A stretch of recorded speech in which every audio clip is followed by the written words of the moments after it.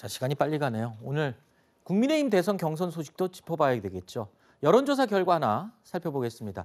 보수 야권 대권 후보 적합도로 윤석열 전 총장이 30.3%, 홍준표 의원이 25.5%, 그리고 유승민 전 의원이 12.5%를 기록했습니다. 자, 국민의힘 대선 후보 선출이 3주 앞으로 이제 다가왔는데 그때까지 여론의 흐름 어떻게 변할지, TV토론회가 여론 변화에 영향을 과연 줄 수 있을지도 관심사입니다. 어제 국민의힘 2차 컷오프 이후 두 번째 토론회가 열렸죠.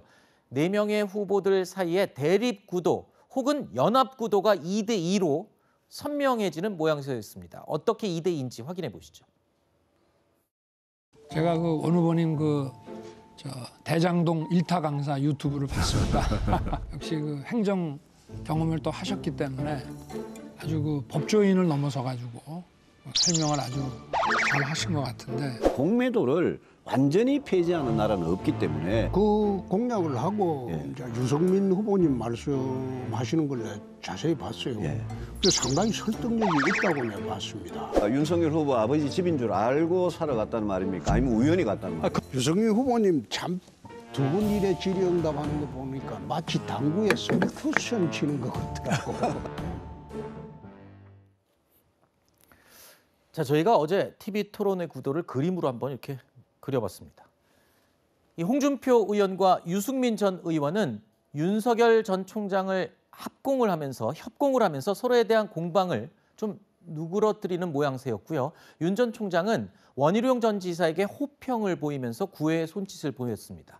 원 전 지사 역시 토론 시간 상당수를 홍 의원에게 비판하는 내용으로 할애하는 모습을 보였습니다.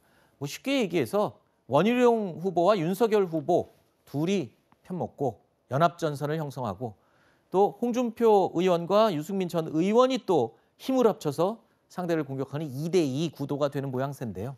자, 윤석열, 원희룡, 그리고 홍준표, 유승민, 이렇게 2대2 전선이 형성됐다. 그래, 어떻게 보십니까? 저는 그렇게는 보지 않고요. 그렇게 보였잖아요. 보여지긴 했죠. 근데 저는 이제 왜 그 말을 했냐면, 유승민 의원이 그러면 홍준표 의원을 공격 안 하느냐, 그건 아니라고 봐요. 그렇죠. 저는 공격을 계속 할 거라고 봅니다. 왜냐하면 유승민 의원 입장에서는 홍준표, 윤석열 두 분을 공개해서 본인의 지지율을 끌어올려야 되는 상황이에요, 지금 상황에서.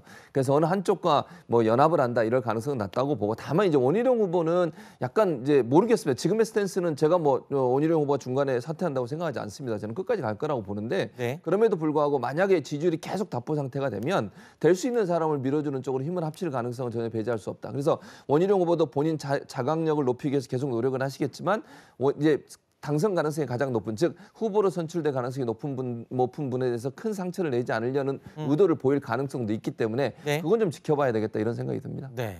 자, 원희룡 전 지사는 어제 토론회에서 홍준표 의원을 아주 매섭게 공격하는 모습도 있었습니다. 확인해 보시죠. 3% 됐다고 치고 몇 년 걸리냐고요? 그 계산을 다시 해보겠습니다. 그 계산 안 해보시고? 안 해봤습니다. 난 밑에 전문가들이 주길래 그게 참 좋은 거다 생각하고 그랬습니다. 홍 후보님께서 5만 불로 가기 위한 성장을 문재인 정부의 소득 주도 성장을 극복하기 위해서 고용 주도 성장이라고 했더라고요. 맞죠? 네? 고용 주도 성장. 그런 셈이죠. 그런 셈이라뇨. 그러니까 공약집 제일 큰 활자로 써놨던데요. 저는 문재인 정부의 아류라고 보거든요. 어떻게 생각하십니까? 원 지사님은 지사 7년 하시면서 지금 말하신 대로 해왔습니까? 예. 그래 해서 제주도가 잘 살았습니까? 자, 윤 전 총장과 양강구도를 형성하고 있는 홍준표 의원을 원희룡 전 제주지사가 집중적으로 비판을 하다 보니까요.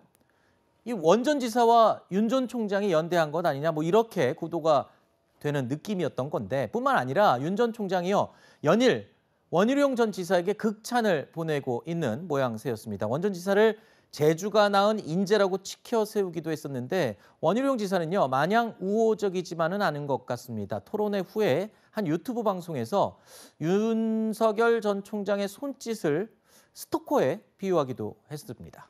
자, 윤 전 총장과 원 전 지사의 이런 온도 차이, 글쎄요, 같은 편이라고 아까 제가 연대를 형성했다 했었는데, 또 나중에 토론회 끝난 다음에 보니까 또 그런 것 같지도 않더라고요. 아까 최진봉 교수님 말씀하셨던 것처럼 연대라고 하기 좀 어렵고요. 이제 양쪽의 생각이 좀 달라서 그래요. 윤석열 어떤 후보 입장에서는 네. 사실 원희룡 후보가 윤석열 후보의 지지 선언을 하고 만약에 단일화를 한다면 그럼 윤석열 후보는 말 그대로 천군만마를 얻는 겁니다. 지금 홍준표 후보와 굉장히 우리가 정확한 수치는 아직 받지 못했습니다만 뭐 박빙의 대결을 하고 있다. 그리고 지금 뭐 유승민 후보로부터 뭐 무속과 관련된 굉장히 그 강한 공격도 받고 있는 상황이고 그래서 원전지사가 지지 선언을 한다면 그거야말로 윤석열 이제 후보 입장에서는 말 그대로 정말 금상첨화인 셈인데 이제 그렇게 되면 사람들이 원희룡 후보를 보면서 저기는 경선 끝까지 완주할 생각도 없는 거 아니야 이런 생각을 할 수도 있잖아요. 네. 원희룡 후보 입장에서는 경선 끝까지 할 거고 내가 지금 저기 소위 말하는 윤석열 후보를 돕는 게 아니고 지금 이 TV 토론회 자체가 이제 정책의 대결의 장으로 가야 되는데 자꾸 무속이나 뭐 이런 것들로 가는 것에 대해서 좀 반감을 갖고 있다. 그런 취지인 것이지 나는 끝까지 완주할 것이고 내가 후보가 될 것이다. 이런 취지 얘기를 하는 것이고요. 만약 여기서 뭐 지금 윤석열 후보에 계속 화답만 하면 아까 제가 말씀드린 것처럼 대부분의 사람들이 그렇게 바라볼 수 있기 때문에 네. 그걸 경계하는 모습이 아닌가 싶습니다. 자, 그리고 어제 토론회에서는요. 홍준표 의원과 유승민 전 의원이 윤석열 전 총장을 추궁하는 듯한 그런 모습도 있었습니다. 보시죠. 대장동에 대해서 철저하게 수사하라 이 말 뜻이 진짜 철저하게 수사라는 겁니까? 제가 그걸 하세요. 해석을 잘했으면 쫓겨났겠습니까? 글쎄 무슨 저는 뜻인지 뭐 모르시겠다고요. 순진하게 예. 제가 이 말귀를 원래 잘 못 알아듣거든요. 예, 저보고도 왜 예. 그 우리 청와대도 여권도 수사하라고 했단 말입니다. 알겠습니다. 제 임명장 받을 때 예. 그냥 저는 그냥 그대로 받아들였는데 이 철저히 수사를 하려면 박영수 특검이나 네. 권순일 대법관이나 이런 사람들까지도 다 철저하게 수사를 해야 되지 않겠습니까? 아니 뭐 특히 수사라는 박영수 거는 특검 같은 거침이 없어야 되는 경우에는 거죠. 전진 변호사님, 어제 저 질문의 의도는 정확하게 어떤 거였던 건가요? 유승민 전 의원이 그러니까 그저께 문 대통령이 대장동과 관련해서 철저하고 신속하게 네. 수사를 하라 그랬거든요. 그러고 곧장 예, 영장 그리고 청구가 물어봤던 됐죠. 그때 그 문 대통령의 그 어딘가 관련해서 철저, 신속 어디에 방점이 있느냐가 그래서 의견이 나뉘었어요.